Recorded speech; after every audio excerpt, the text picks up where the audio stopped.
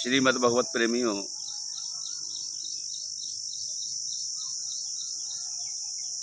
आजकल का समय है कि जो नए बच्चे हैं बुजुर्गों को पूछा नहीं करते, उनको सम्मान नहीं देते। जहां चार दाने क्या शरीर में पड़े, उन्होंने बुजुर्गों की बातों को ही नकार दिया,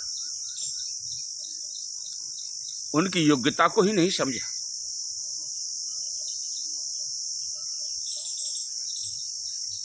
लेकिन इसमें बहुत गंभीरता का विषय है, सोचने का विषय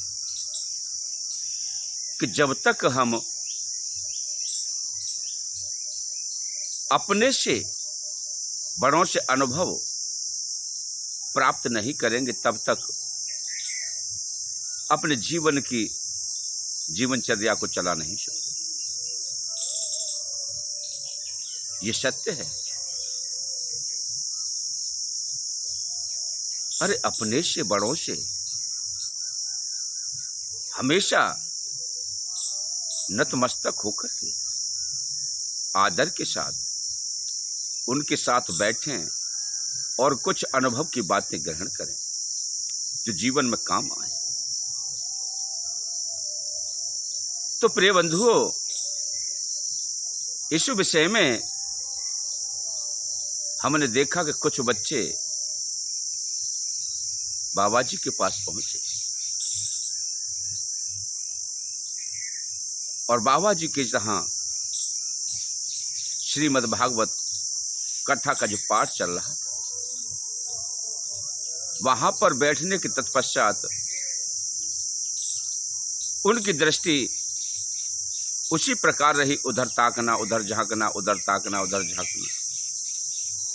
बाबा जी ने मना किया कि बेटा, इस प्रकार की दृष्टि आपकी बहुत गलत है, आप अपने संयम में रहें। ये साधना का स्थान है, भक्ति का स्थान है, यहाँ सद्मार्ग अपनाइए, दूसरों का सम्मान करना सीखिए। और इस जगह पर भी आपने चरित्रहीनता की बातें की, तो ऐसे स्थान पर आने से आपका क्या लाभ? बच्चों को बड़ा बुरा लगा। उन्होंने जाकर के कहा कि बाबा जी, आप जाओ भाड़ में, अब हम यहां आश्रम पर ही नहीं आएंगे, हम अपनी कथा अलग कराएंगे। किसी से, बुजुर्ग से नहीं पूछा और श्रीमद् भागवत कथा का पाठ जाकर के अकेले आचार्य को एक ही बच्चा कह आया कि आप हमारे यहाँ कथा कर दो। वह आचार्य भी दिमाग से पैदल था, जो बच्चों की बातों में आकर के और अपने टाल टड़ीला को लेकर के आ गया और अपनी कथा प्रारंभ कर दी। कथा शुरू हो जाती है प्रिय बंधुओं। अब वहां कोई भी व्यक्ति श्रवण करने के लिए नहीं आता। अब देखते हैं कि कहां से व्यवस्था हो। जब श्रोता ही नहीं होंगे तो वक्तिया क्या भार सुनाएगा? जब धन ही नहीं होगा तो जो कथा में कर्मचारी हैं उनकी पूर्ति कैसे होगी? बुजुर्गों ने कहा कि बेटा, ये आपका परामर्श बहुत गलत है, मन मर्जी का कार्य बहुत गलत है, इस प्रकार से आपको नहीं करना चाहिए। और 4-6 लोगों का परामर्श ले, एक यूनिट बनाएं, एक कमेटी गठित करें, उसके द्वारा आप सबके सहयोग से ये प्रोग्राम रखें तो अधिक बढ़िया रहे।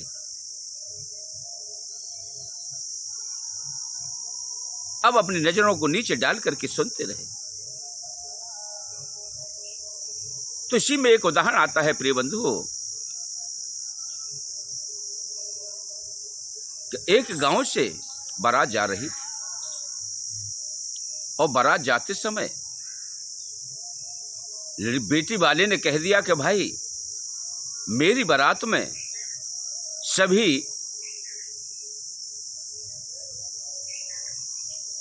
12 से लेकर के और 25 साल तक के ही बच्चे आए, युवा बच्चे ही बारात में आए। उन्होंने वैसा ही किया, जो निमंत्रण दिया वो नए नए बच्चों को दिया। सभी उस कथा में जाने और बारात में जाने के लिए तैयार हो गए। और जब बारात में पहुंचे तो वहां पहुंचने के तत्पश्चात उन्होंने अपने कार्यक्रम को आगे बढ़ाया और एक बुजुर्ग ने कहा कि भाई आप ऐसा ना करो कि अकेले ही आप बारात को चल दो, किसी बुजुर्ग को साथ लेना चाहिए। बिना बुजुर्ग के, बिना 60 साल के आप धोखा खा जाओगे।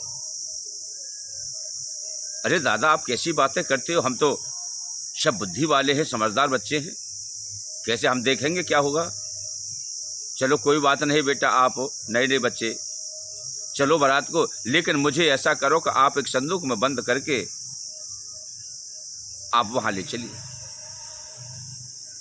उन्होंने ऐसा ही किया कि उस बुजुर्ग को संदूक में बंद करके और बारात को ले गए और जन्माशय में जाके रख दिया। अब बेटी वाले ने कहा कि भाई हमारे पास एक लड्डू 50 किलो का है और वह लड्डू एक ही व्यक्ति को खाना है। बारात में आप 100 बाराती आए, एक बाराती को एक एक लड्डू खाना है, ये अनिवार्य है। अगर नहीं खाया तो आपको सबको एक कमरे में बंद करके इतनी मार मारेंगे जो आपका दिमाग ठिकाने पर आ जाएगा। और यहाँ से बारात को तो बेटी के विवाह की तो चलती क्या है, आपको तड़फा तड़फा करके मारेंगे। अब सारे बच्चे घबरा गए, सारे बाराती घबरा गए और बोले कि भाई अब एक लड्डू एक आदमी कैसे खा लेगा, हमारे पास तो भाई कोई ऐसा खवैया है नहीं। चलो दादा पड़े हैं, मत चुपके से उनसे पूछ के आए कैसे खाया जाए। एक व्यक्ति चुपके से गया और बोला दादाजी कहा बेटा कि भाई हम पे तो अब सब पे मार पड़ेगी, अब हमारी समस्या का समाधान करो कैसे होगा।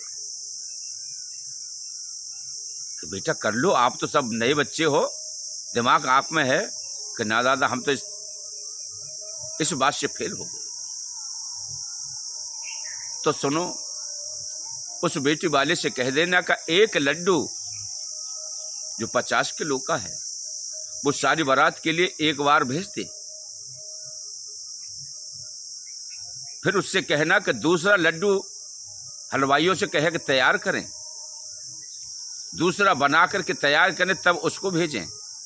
इस प्रकार से एक एक लड्डू का निर्माण उसे खाने के बाद करें और हम आपके सभी लड्डुओं को खा जाएंगे। अब तो प्रिय बंधु उस लड़के ने जाकर कहा कि ठीक है भाई, हम आपका लड्डू खाने के लिए तैयार हैं, लेकिन आप अपने लड्डू को एक बार हमारे पास भेजें। जब हम उस लड्डू को खा लें तब दूसरा लड्डू वहां पर भेजना। अब उस बेटी वाले की समझ में आया कि कोई न कोई 60 साल का बारात में अनुभवी व्यक्ति है। उन्होंने कहा कि ठीक है, अब हम आपको तब तो छोड़ भी देते, लेकिन अब बारात को हम किसी भी हालत में आपको छोड़ेंगे नहीं। आप बताइए हमें कि वो कौन सा अनुभवी व्यक्ति है जो तुम्हारे पास है। बिना 60 साल के इस अनुभव को कोई नहीं जान सकता। तब उन्होंने कहा कि हमारे पास एक दादा है, उन्हें हम संदूक में बंद करके लाए हैं। उन्होंने ही यह प्रक्रिया बताई। तब बेटी वाले ने कहा कि अरे मूर्खो, आप अपने में विशेष योग्यता समझते हो। नए बच्चों की हो हुल्लो, हाँ हुल्लू में करते हुए आप कहते हो कि हम सब मानसिकता में पूर्ण हैं, सभी कार्यों को संभाल लेंगे। बिना बुजुर्गों के कभी भी किसी कार्य में सफलता मिल नहीं सकती। इसलिए ताकत आप लोगों की और बुद्धि बुजुर्ग की, अनुभव बुजुर्ग का। जब तक बुजुर्गों से आप अनुभव संग्रह नहीं करोगे, तब तक आप कितने ही बलशाली से ही मात खाते रहोगे। बोलिए कृष्ण बलदेव की जय, बोलिए संत सनातन धर्म की जय।